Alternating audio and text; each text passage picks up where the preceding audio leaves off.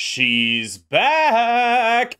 Hela is back in the metagame, and that means that Husky Puppies is back on my channel, an expert Hela player who has taken her as high as rank 7. Let's talk about everyone's favorite green girl and what you can do to win with her and against her. Well, Cam, I have worse news for you. I got her to rank 6 today, actually. So the end times are near. Woe be upon all ye Loki players, and to all those who love chaos, rejoice.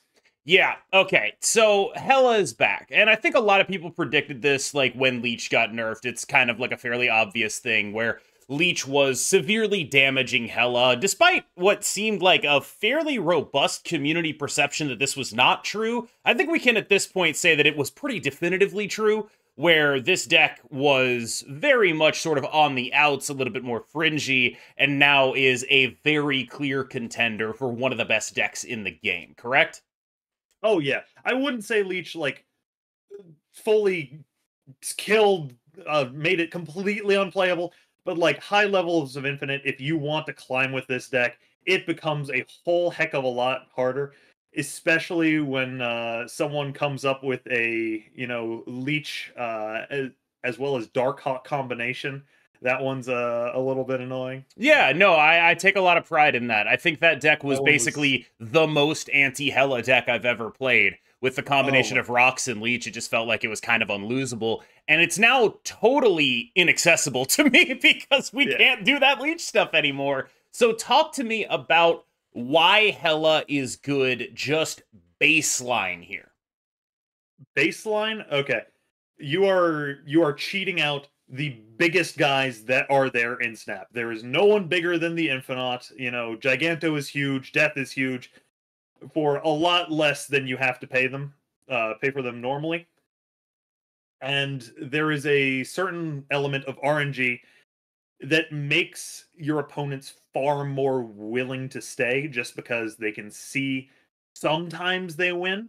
However, most of the times it's going to go into the Hela's player's favor. You are playing the Hela game, and the Hela player is more prepared than you are.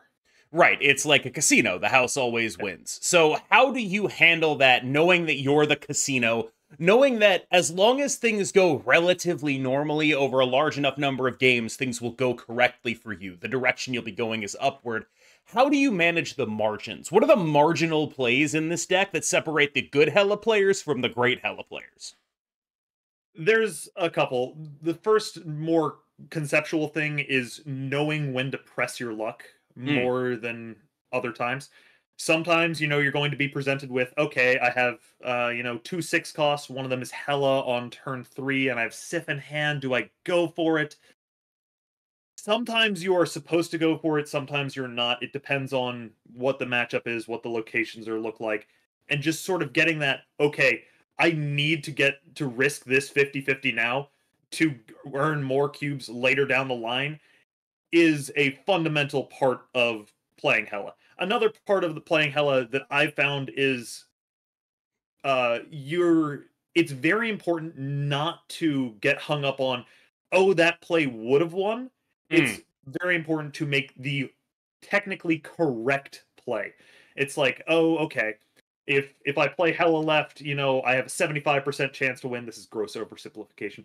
But if I play it right, I have a 25% chance to win. And, sometimes that 25% is going to happen. But you, as the Hela player, need to make those best plays to sort of optimize those odds.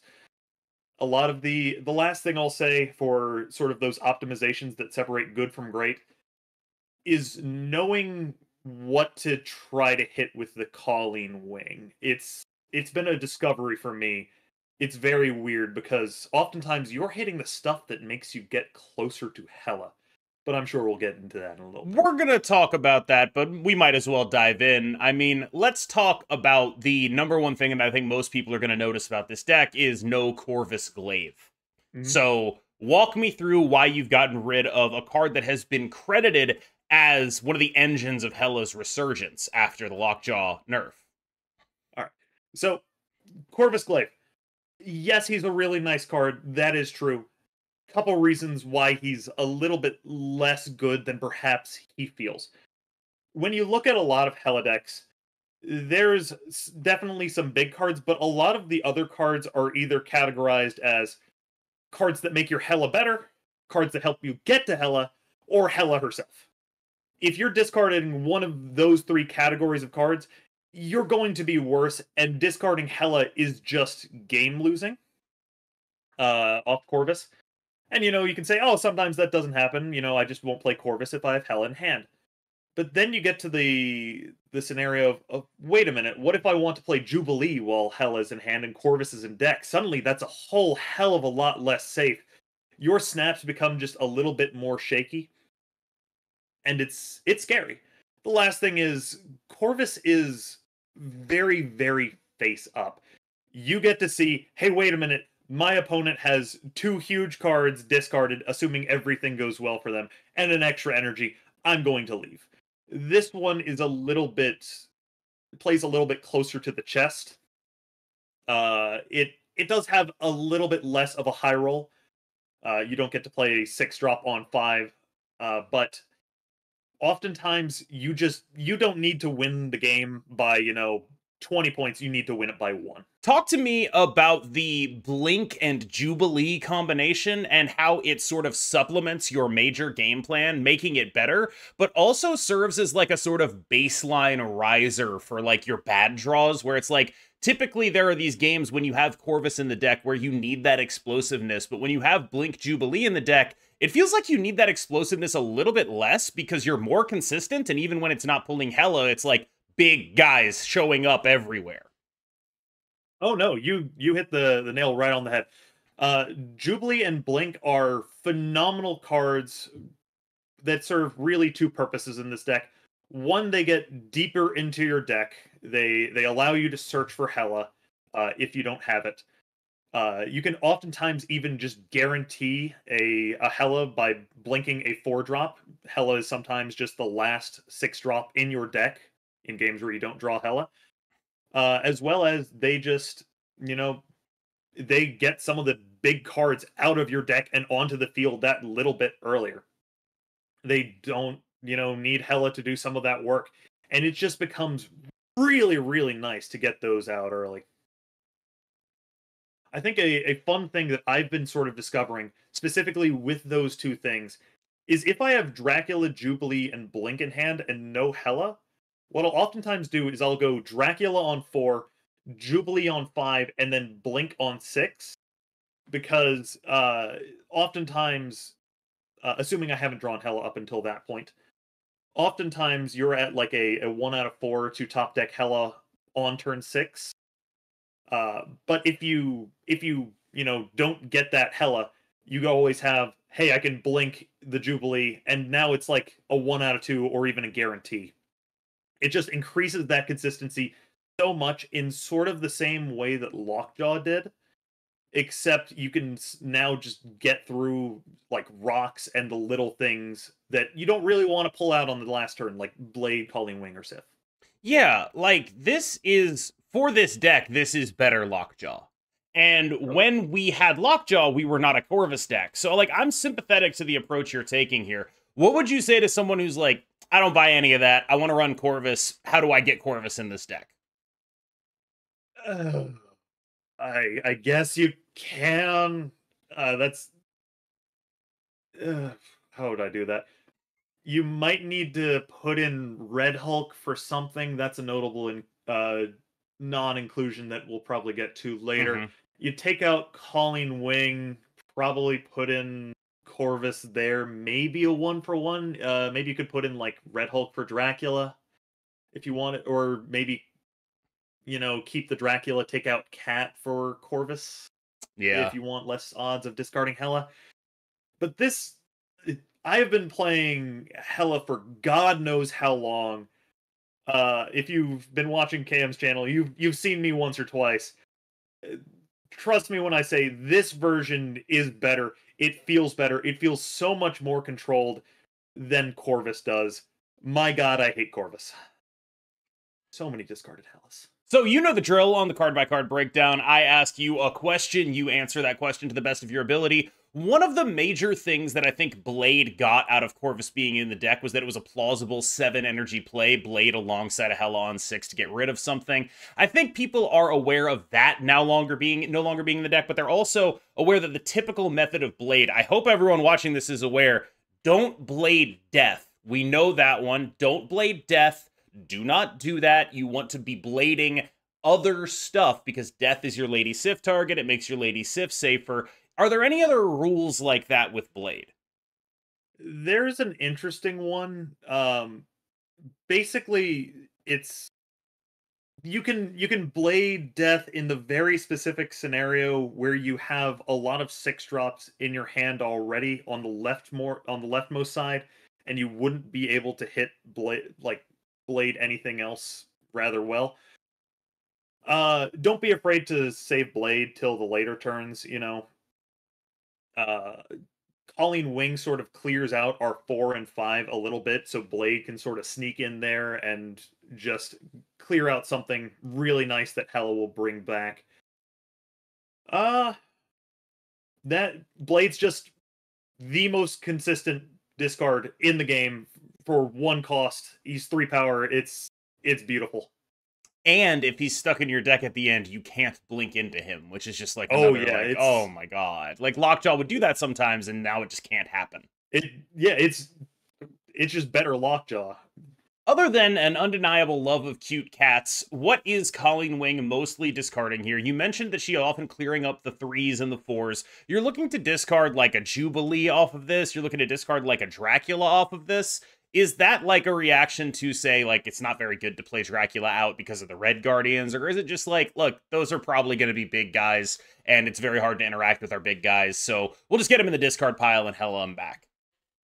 The most common question I have about this deck is, why is Colleen Wing in here? I've got that question so much on my Twitch stream that I've started just rickrolling people with a YouTube link that I say, oh yeah, this'll explain it, you know. And he's going to try that in the comments, by the way. This is your warning. Do not click that link. Oh no, if you guys are asking why is Colleen Wing in this deck rather than Corvus, I'm going to link you to a video, and I'm going to start saying, oh yeah, I started a YouTube channel. You should totally watch it. It will be Rick Astley's Never Going to Give You Up. This is how we weed out the true video watchers from the people who just go in the comments and complain. If you fall for this, you deserve it. We're giving you fair warning. I hope none of you do, but if you do, you deserve it. Now, Colleen Wing. Okay. Colleen Wing's hits are really as high of a cost as you can get her. There is a surprising amount of times when you're playing this deck when, let's say, you've bladed something good on turn 1, or Black Cat was in your hand is just small enough. Hey, wait a minute! I only have 6-drops. I could just make my Colleen Wing a 2-cost Sith, and it's really, really nice. The more realistic approach to it is oftentimes going to hit one of 3 cards, those being Dracula, Jubilee, or Blink. Yeah, like, this is also just like a Jubilee concession, right? Because if you have Jubilee in your deck, you're like, all right, I really don't want to Corvus away my Hela, right? And so if you're Jubileeing with Colleen Wing in your deck, it's like, okay, you know what? That's fine. It's not the greatest thing of all time, but at least I'll probably have a 50-50 on discarding my Hela instead of whatever it is that Corvus would be, right? And maybe you can even be fully protected if you have like a cheaper card in your hand. And that really feels like what this is about to me, right? Like what we're doing is retooling the Hela deck around Jubilee and Blink as opposed to being around a Corvus. And he himself becomes a concession to that retooling around Jubilee and Blink. Yeah. Jubilee, Colleen Wing is also a very interesting... It's very interesting when I want to do it, because one of the main hits, the two of the 3 main hits, rather, Jubilee and Blink, are things that help you get closer to Hela, which is a little bit tricky when you don't have Hela in hand. Oftentimes what I'm doing is I'm either playing Colleen... If I have Hela in hand, yeah, Colleen Wing can discard pretty much whatever. If it's Jubilee, just, space that out so you have 2 open spots in each lane when you Hela. But if you don't have Hela in hand and Colleen Wing is going to hit Jubilee, I oftentimes like saving Colleen Wing for turn 5 with a Blade or Lady Sif. That's another great thing about Colleen Wing. She costs 2. You can play her on 5 with another discarder, and because you know what she's going to hit, it's so much more reliable than Corvus into Blade. You can go Colleen Wing into Blade, or Blade and Colleen Wing. Or Sif into Colleen Wing, and just shred it down to the barest bones that is Hela to just bloom into a beautiful victory. Poetic. Lady Sif is your most obviously targeted card here. She's very much aimed at getting rid of death. What is it that you typically feel you have to have in your hand to feel like it's safe to just, I've got 4 6-drops. Are you firing off the Lady Sif? What about 3, 100%. if one of them is Hela? 3, I usually do. Once again, you get into the, okay, is this, let's say you're playing against a Phoenix Force player, which is a very bad matchup, but, let's say they're hitting the nut draw. Okay, you're taking the 50-50 because you have no chance of winning this game if you don't take the 50-50. But if it's like a Phoenix Force draw that played, Deathlock on 3 into like an Iron Lad that hit a multiple man, and it's like, oh, they're doing terribly, you can sort of just ease off a little bit. General rule of thumb, I'll just take 1 out of 3s. Sometimes you lose them, but the idea is if I hit those 1 out of 3s, most oftentimes I'm going to get more than just the 1 cube that I'm risking from taking that 1 out of 3 in the first place. How afraid of the card Red Guardian are you when you are playing Dracula out? Especially in those games where it feels like you get like maybe 1 or 2 discards and you're actually really counting on him to be meaningful. If you play a Dracula and your opponent snaps, are you just like, I'm out of here? You read the Red Guardian a lot? The fun thing is, Dracula isn't exactly the best at getting priority, and if they Red Guardian you, you can oftentimes blink the now useless Dracula into your deck for, hey, guess what? That's a 6-drop. And they just spent their turn 5 playing a 3/3 that did nothing. You are a little bit afraid of it. However, Red Guardian just sometimes just isn't enough. You can work around him, and Colleen Wing discarding Dracula is really what makes him shine. He is now the hardest card to counter, because you can't shang him. What are you going to do about it? You don't know where he's going. And if you try to counter Dracula on the last turn coming back from Hela, you're not countering anything else that Hela is doing, and you're just losing that way. Oh, one last thing about Dracula before we go on. If you happen to discard Hela, and you think, okay, I might be good enough, Dracula is the thing that lets you win games. Specifically with a Dracula Colleen Wing on the last turn, just to thin out the hand. Maybe, you're going for the Nexus. You can sometimes scam out wins if you discard Hela. I do it a decent amount of the time, but it's something you should really only do if you really know what you're doing and you know what your opponent is doing. I would go so far as to say the combination of Jubilee and Blink is like the all-star of this deck. Like, it's the reason this deck is constructed the way it is to facilitate this card. Talk to me about what she does specifically for Hela right now that she is no longer doing for other archetypes. Why is it that this deck can afford to run like really only 1 realistic Blink target, even though there are other things that you can blink? This is the card you want to blink. You disagree with that?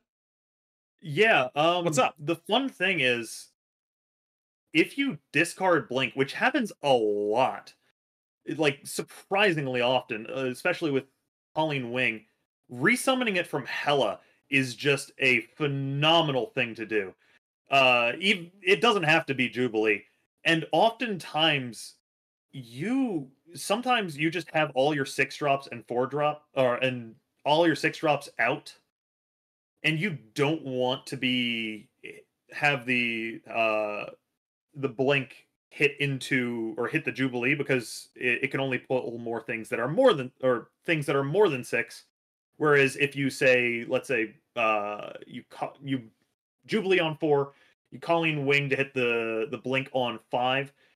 Hela's now swapping that The Colleen, yeah. Colleen Wing for either a Dracula or a Black Cat, which is better than, you know, keeping the Jubilee in the deck. It's, don't get me wrong, having a 6-drop out of your deck is phenomenal with Blink, but sometimes that doesn't happen. As for why she's good in Hela, or like extremely, extremely good in Hela and not other decks, is because there is nothing you don't want out of your deck and on the field. Sometimes there might be like an awkward time for it. You don't really want Hela that early, you know, sometimes there's an awkward, you know, you pull something a little bit awkward. Oh, it accidentally hit my Hela. Yeah, but there's nothing bad. Like, the worst card, like, power-wise, is Blade, and oftentimes that's getting you, like, another 12 power out of it. Jubilee is, if not getting you that big card, getting you a way to resummon that big card with Hela. Yeah, so what I was trying to get at here was when Jubilee and Blink were in all the mid-range decks, that was in concert with other 4-drops that you wanted to blink. It was about Blink. But in this deck, they're not about Blink. This isn't a Jubilee Blink deck, it's a Hela deck. It's about them. And Jubilee and Blink as ways of, instead of being like, oh, I'm using this to cheat energy, which is what all the mid-range decks were doing, I'm using this for consistency, which is the contrast I was trying to draw. Yeah. Yeah, that's pretty much it. God, I love how consistent this deck is. It feels so much different from the Corvus decks that you guys might be used to. At least give it a shot. Is there anything we actually need to talk about with Black Cat? This is a 4/9 that discards itself and sometimes shows up for free when you blink or Jubilee it. Is there anything else about it that we're missing here?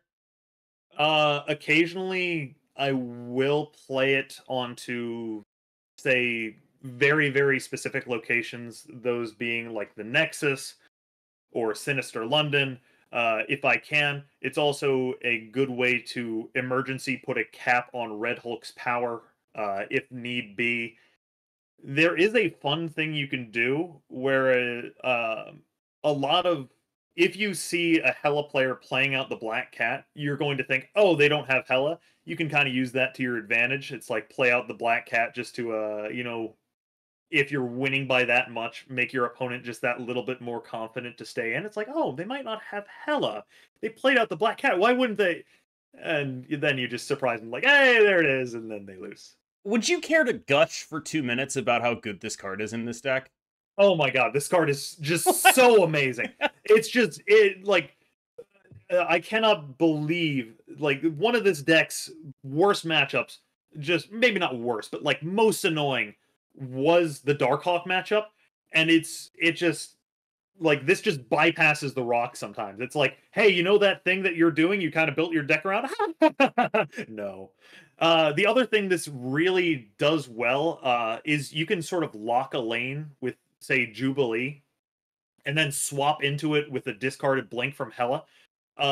Quick interaction for all of you guys who may not know. When you bring back Blink with Hela, it does not blink the Hela into your deck, it blinks the last card played before Hela.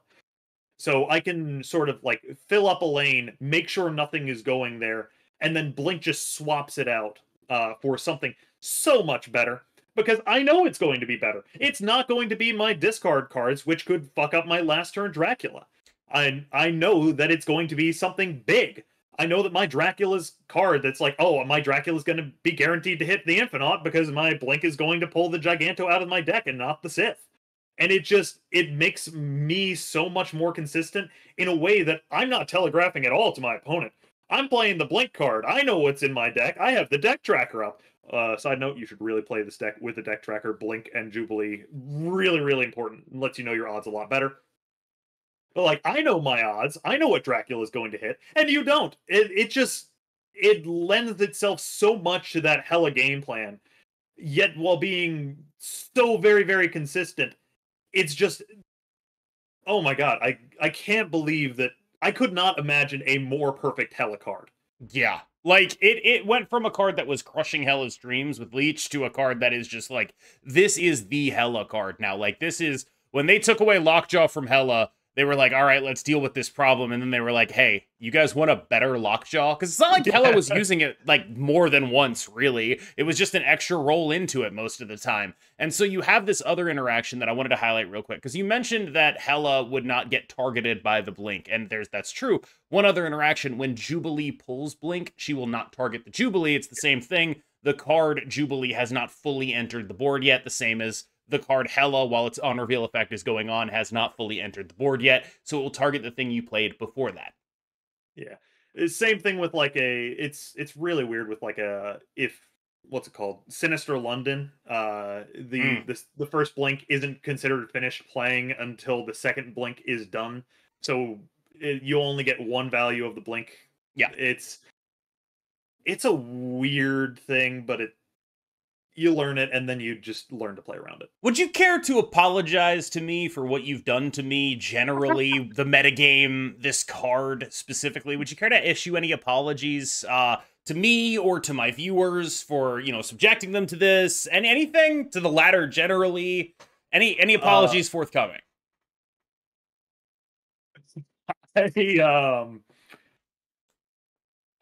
How do I put this nicely? I don't feel guilt.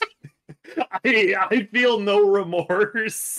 This is probably like the second least controversial card, the least controversial being death among your Hela targets. Magneto is just like a little bit too good, even if you can't really control where he's going to go or what he's going to do, you just get the 12 power out of him. How often are you just like, I'm not really sure where he's going, but there's like 2 locations if he goes to them, I do cool stuff. Do you even like really calculate his ability in your math, or are you just like, that's 12? Sometimes you can sort of think, okay, Magneto is going to a different location, he's pulling stuff over. The general idea with Magneto is kind of choosing the spot for their 3s and 4s to be played randomly, which is probably going to be better than the spot that your opponent chose to play them. And yes, it will sometimes lose you the game, just being the, like, oh, okay, I'm just going to pull all those things over here, unstack a lane, counter myself. But the idea is, 1, he's going to mess up your opponent's placements. And 2, he's a surprisingly good either last turn scam, if you, take the challenge of playing Hela without, having Hela either like discard or, you just happen to not draw it. As well as in limbo games, he is so nice to be able to clog a certain lane. Like, Magneto is oftentimes just your win condition against decks that want to do really greedy stuff on turn 7, and you can just sort of beat them out. Just by, hey, your Wong was in that lane, well, now you can't play any cards into it, and I win that lane. Good luck!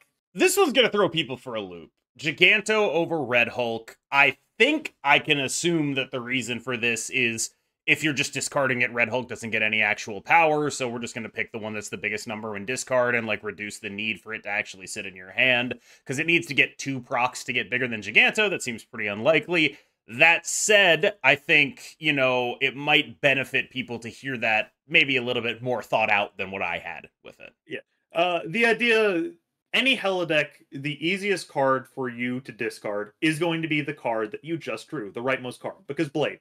It just with the nature of the Hela deck. Red Hulk needs to be 1 in your hand, 2 your opponent needs to float energy, and 3 you need to get him discarded.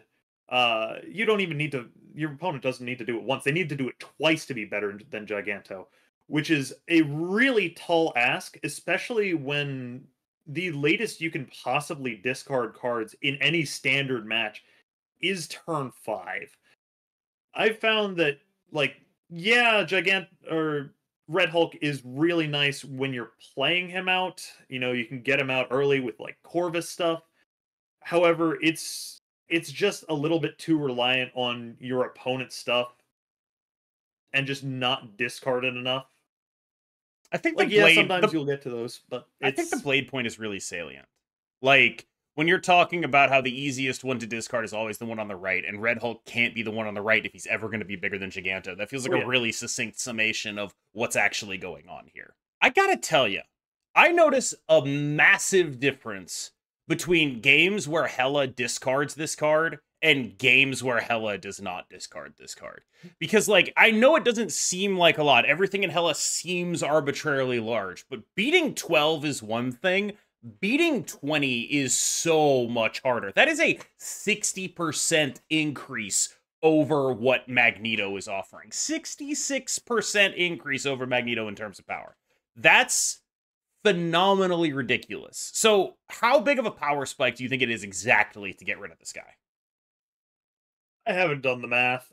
It's just big. I've noticed with a lot of decks that people play, decks in Marvel Snap fundamentally are not built to go as high as they can, unless you're talking about like Living Tribunal. They're meant to go higher than your opponent, and most oftentimes decks are playing around 12 power, like on the last turn. Decks are sort of meant to beat that. That's sort of like okay, they should be doing something better than that, but most of the time they can get at least 12. Decks just aren't really optimized to beat 20 on the last turn. Especially when that 20 is coming down with other big things, mainly the 6-cost body and whatever else you discarded with Hela. It's just a lot for people to deal with, and an Infinite just can solo a lane if he just decides, yeah, I'm going to go over that way, and there's not much your opponent can do. Yeah, the one downside of this guy, and it's like why I've considered like, hey, have you ever thought about like Doctor Doom in here? I actually wanted to ask that. Like, have you ever thought about Doctor Doom to mitigate the RNG? Is that a I thing? have. Okay. I've if you name a 6-drop card or most card, I've considered it in Hela, including stuff like Leader, Arnim Zola, Iron Man, White Tiger, even Kang. That's probably one of my Sounds worst horrible. ones. Yeah. Oh yeah. Oh, it was absolutely terrible. I can't wait to play the Kang Arnim Zola Hela deck. Yeah. Not all of those in the same deck, of course, of course. But the problem with Doom is one, it's 15 power, which is nice. However, it has extreme anti-synergy with Dracula. You're not really going to be wanting to discard Doom with Drac. The other problem with it is oftentimes your Hela will just naturally fill up a lane. Whether that because you played Jubilee and that's 2 spots in a lane, or there's some locations that add some stuff, or your opponent's playing a clog deck. As for every lane that gets filled, Doctor Doom just becomes so much worse. He loses so much value because as soon as one Doombot doesn't actually get where it's supposed to go, you're playing a 6/10. That's a lot less than I signed up for. If 2 of them happen to go, there's a lot of Prof X right now. You're playing a 6/5. It's just not worth it. Death and her soulmate Lady Sif are one of the most potent combinations in this deck. How often are you willing to just like, all right, you know what? I'm going to wait a turn on this Lady Sif, see if I draw a 6-drop, see if I draw a Death. If you got a couple of 6-drops in hand, we talked about this in the Lady Sif section. How important is this card to this deck functioning, though? Because part of me sort of feels like if you didn't have this and the ability to target your discards, this deck would be vastly less consistent. You'd have the Corvus problem again. The fact that this card is 8 means that you do not have that problem. Yeah, you could probably still run this deck without Death, but it's not a problem of, hey, guess what? If you say run it for another 6, yeah, you're going to lose more often. Let's say it turns a 1 out of 4 into a 1 out of 3, best case scenario. But you just don't have the knowledge of what Sif is going to hit. Only Sif knows that, and maybe Ben Brode. When you're able to know what Sif is going to hit, your snapping becomes a whole lot easier. Hey, I'm guaranteed not discarding Hela here. I can snap knowing that I'm not risking anything. I have everything to gain and nothing to lose. And I will say you do have to be careful of Death because yes, she costs 8, But, you know, that text isn't suddenly removed when you put her in a Hela deck. She does cost 1 less for each card destroyed this game. If you're playing against a destroyed deck, you know, it's like, oh, you know, she costs 8. I have 2 cards in my hand. I have Hela and Death. And they suddenly, you know, like, destroy 3 cards. Stiff is always hitting the Hela. It's a little bit rough. You can use that to your advantage, sheet out an early death, especially with, like, Collapse Mine or something like that. But that is, I have lost more cubes than I'd like to admit to death, going from an 8 cost to far less than an 8 cost, and taking away that safety that I once held near and dear. That brings me to question number 2. Would you play a generic 8/12 over this? Oh, that's a good question. Probably. Okay, I got the probably answer. What about a generic 8/11? I'm trying to figure out how many points it's worth.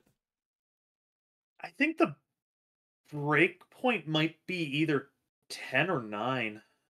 Like, it's that certainty is just that nice. It's ooh. I know it's a tough one. I know I'm putting you in an awkward scenario here because I'm effectively asking you to quantify something unquantifiable. But I think what a lot of people get out of these videos is like, how much do I value thing X in a deck like this? And I think knowing how to value that stuff properly is how you get good at this game. So that's why I'm putting you in this situation. Oh no, this is a fascinating thought experience. Oh shoot, I'm gonna be thinking about this for a while now. I think it's probably like 10, right? Like, it's got to be big enough to contest a lane, kind of, right? It's got to be in the lane contest range. Yeah, like something that Dracula would hit, and you'd be like, "Oh, that's a really good hit," or like, "That's pretty good." Something to contest. There is one thing to mention about death. Just be a little bit careful. This scenario won't come off all that often, but this deck is all about those tiny little optimizations. If you happen to get an extra energy on turn 5, Superflow, you know, something, and you just be aware that 8 is more than 6. Let's say you played out the Infinite on turn 5, and then you go, oh, well, you know, Blink is just the most points that I have right now. Infinite will turn into the death. Even if your opponent has destroyed cards in this match, just because Blink looks at the base cost, not the reduced cost. Like, it wouldn't be able to swap into a She-Hulk if you floated energy. Something like that. Other way around. Other way around. Yeah. It would. Words are hard. Yeah. It looks at... Card effects only happen in your hand. They don't happen in your deck. That's, with the exception of Mr. Negative, who specifically shouts out the deck, and Pixie, who specifically shouts out the deck, but I don't think she works that way with Pixie. The only thing that's very specific, and like we can go, let's go bring up Blink so I can point this out. This is important. Okay. You see that phrasing there? Higher cost? That means it's always using base cost. Like, thing and then dash cost is always base cost. For comparison. Oh, wait, is that why Baron Zemo doesn't... Is that why Baron Zemo can pull stuff out of Pixie? Hold on. For comparison, Jane Foster. Note that she says costs 0. So it's not the same trigger. It's a different phrasing of the that refers to a different thing. Wait, what does Baron Zemo? What does Baron Zemo say? What does Baron Zemo say? Because very specifically, if you play Pixie, he's going to get the card that Pixie swapped to have a. This one, it shouldn't do the Pixie. The lowest cost. This one is lowest cost, which means it really shouldn't work that way. Because every other time you see this, it ends up being like Khazar is 1 dash cost. It doesn't matter if your stuff got reduced. It's the stuff that has the base cost of 1. Baron Zemo working that way is different from every other card that works that way. Really? Yes. Oh, yeah, I guess so. Yeah, because... Why does he work that way? I don't know! Why? So, any last play tips? You mentioned a lot of value is to be found in the margins in a deck like this, optimizing your role as the house, basically, in a casino, and making sure everything is running on time, making sure everything is going as well as it can. Any optimizations that you think most people are missing when they play a deck like this, other than cutting Corvus Glaive?